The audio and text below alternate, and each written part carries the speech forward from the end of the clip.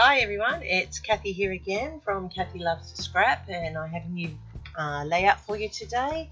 This one I am using for the follower sketch February, and I'd like to be part of it, but only this is day one and I don't know how many more I'm going to get done, but I will try. It's from Scrapping Reflections on Facebook, and this is the sketch that we were inspired to use by Inspired Blueprints using 4 photos.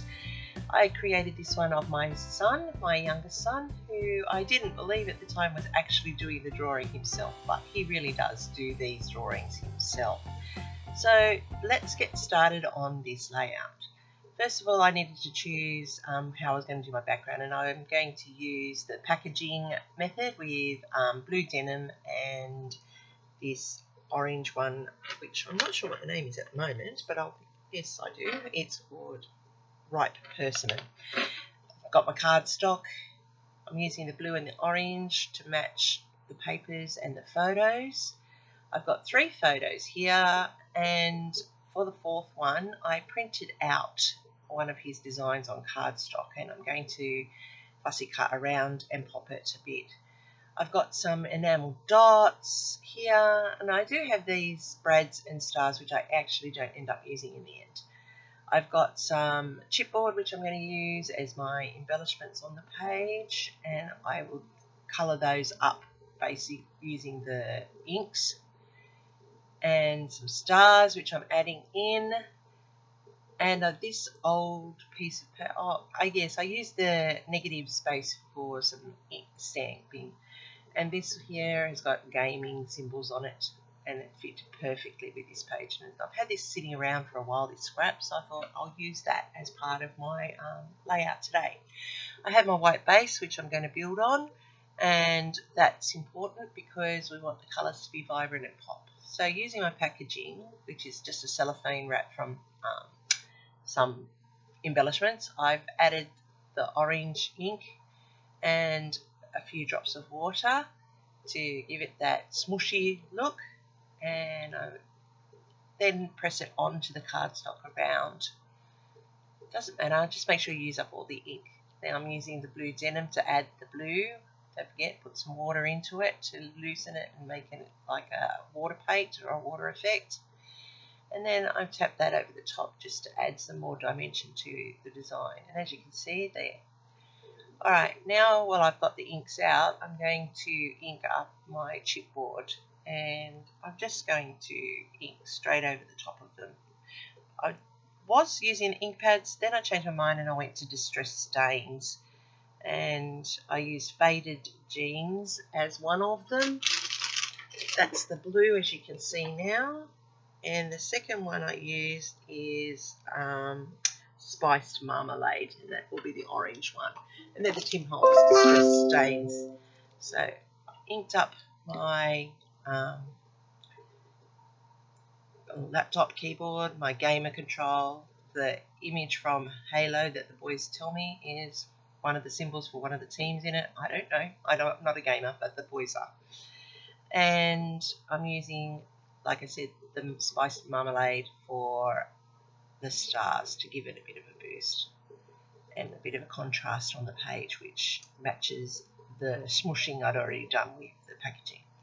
I'm just going to put a layer of PVA over the top to seal it, and I like it as a flat for this one because I don't want it to be glossy.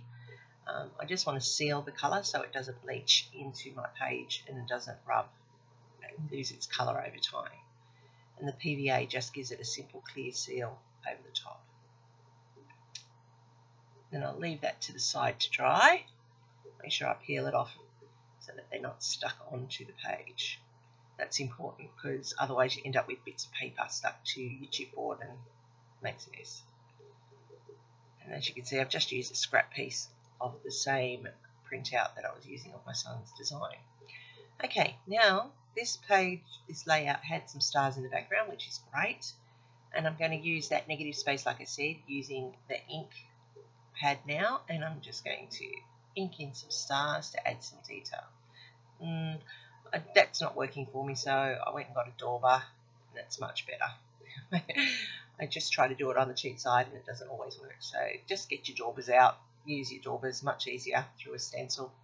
It's the negative space of the chipboard that I cut, and it adds just some definition to the mixed media background. Alright, so I'm going to slice off 1/4 inch on each side because it's going to become a base. I'm using the stain this time to distress my edges just to give it a different look and give it a bit of a pickup. I cut out my 1-inch frame from the blue, and because I use the blue throughout the layout, and using double-sided tape I attach it to the frame because, as you know, I like to frame all of my pieces of scrapbooking because I just feel that gives it a finished effect and it highlights and draws the eye to the page. Alright, now to prepare my pieces that I'm going to use. So I have the one that I've already done. I'm cutting down this photo, which is all the black negative space that I don't need, and I'm just going to place them so I get them right on the page because I don't want to lose that background that I created. And that's it.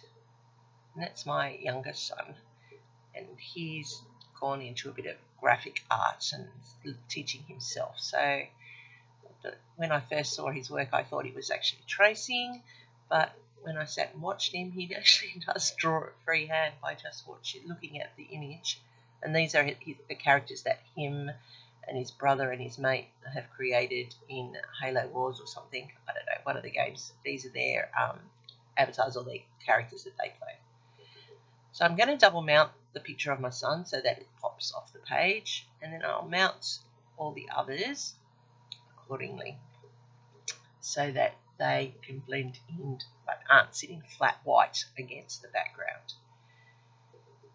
And even the character that I've cut out, and I did cut the second one, I fussy cut it, and I'm popping it with some pop tape because I'm going to place it over the top of that one so that it stands off the page. Alright, so I'm now going to put them down because I'm building the page, and it's quite a rapid layout, coming together nice and easy. It's very simple really, using the 4 squares.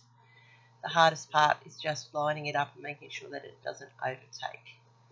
Alright, now I have to build a tag, so I'm going to cut off, I think I did it 2.5 by 4, and I'll just trim it down and put the hole in to make it into my tag. This is important, and I've got some orange thread there to tie into my tag to give it that dimension.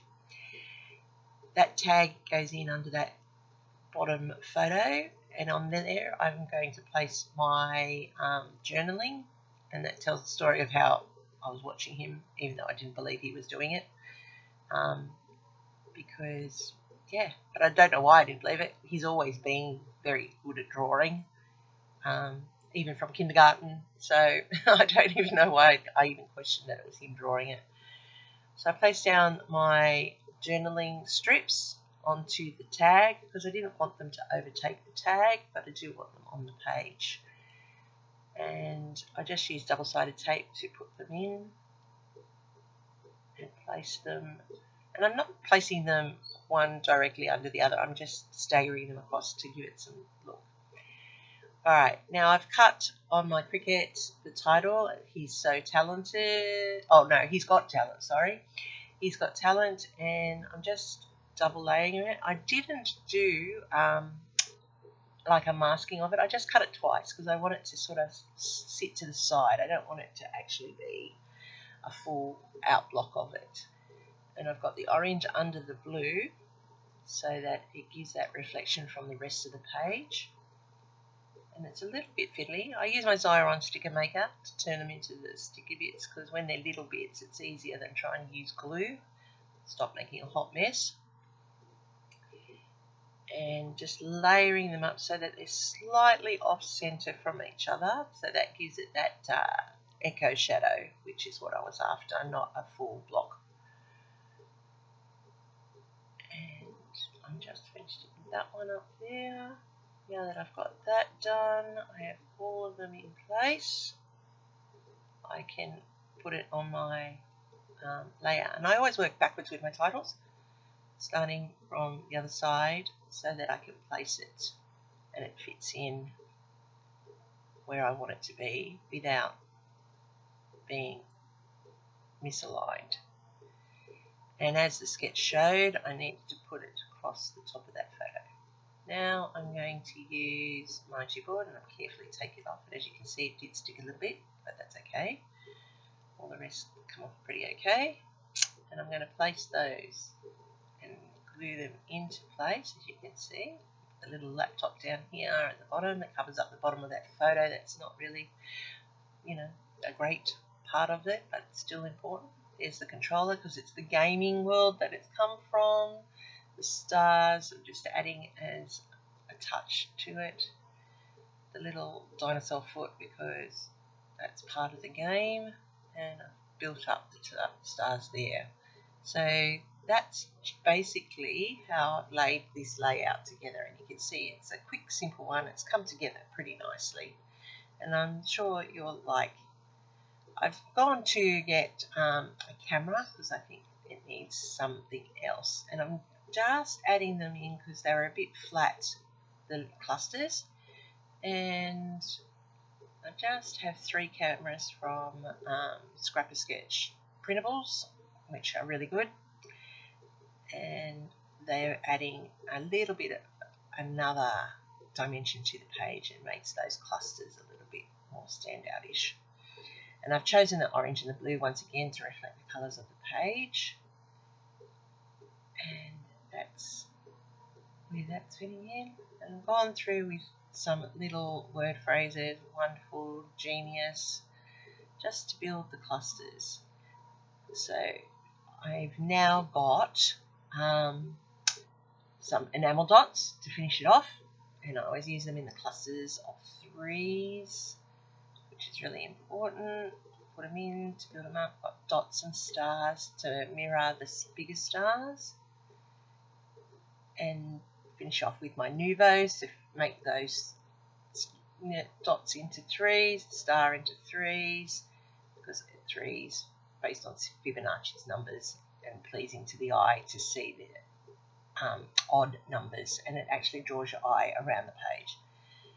And that's how my page came together for this one. It was a quick and easy page, but it looks fabulous, and I've been wanting to do these photos for a while.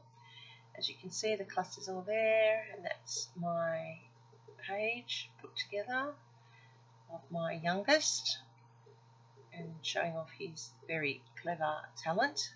And yeah, I'm happy with how that came out. So thanks if you watched. Thanks for coming back each time and viewing. If you like something in it, give me a like, and if you haven't subscribed, try subscribing so you'll see new ones as they come.